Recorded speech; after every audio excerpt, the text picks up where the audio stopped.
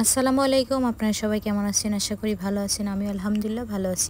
আজকে আপনাদের সাথে বড় মাছের পেটি দিয়ে মিষ্টি কুমড়ার শাকের একটি রেসিপি শেয়ার করব। প্রথমে আমি মিষ্টি কুমড়ার শাকটা ভালো করে বেছে কেটে ধুয়ে নিয়েছি, সাথে 2টা আলু কুচি করে কেটে দিয়েছি। এবার মাছটা নিয়ে নিয়েছি, আমি মাছের পেটি নিয়েছি এখানে 4টা 5টার মতো। এবার আমি কড়াই বসিয়ে দিয়েছি চুলায়, কড়াইতে পরিমাণ মতো তেল দিয়ে দিলাম। এবার একটা বড় সাইজের গোটা রসুন কুচি করে দিয়ে দিলাম। এরপরে হাফ কাপ পেঁয়াজ, 6-7টা কাঁচামরিচ ফালি দিয়ে অল্প কিছুক্ষণ ভেজে নেব।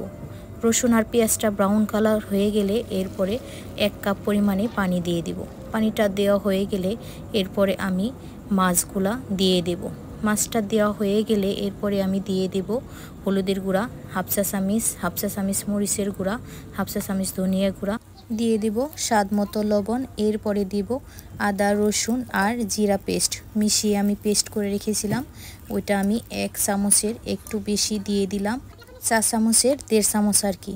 এবার কিছুক্ষণ কষানো হয়ে গেলে মাছটা আমি উঠিয়ে নেব, কারণ মাছটার কাঁটা বেছে ফেলে দেব, এর কারণে মাছটা উঠিয়ে নিয়েছি। মাছটা উঠিয়ে নেওয়া হয়ে গেলে এরপরে এই কড়াইতে আমি শাকগুলো দিয়ে দেব কিছুক্ষণ রান্না হওয়ার জন্য। অন্যদিকে আমি মাছের পেটিগুলোর কাঁটাগুলো একে একে সবগুলোই বেছে ফেলে দেব।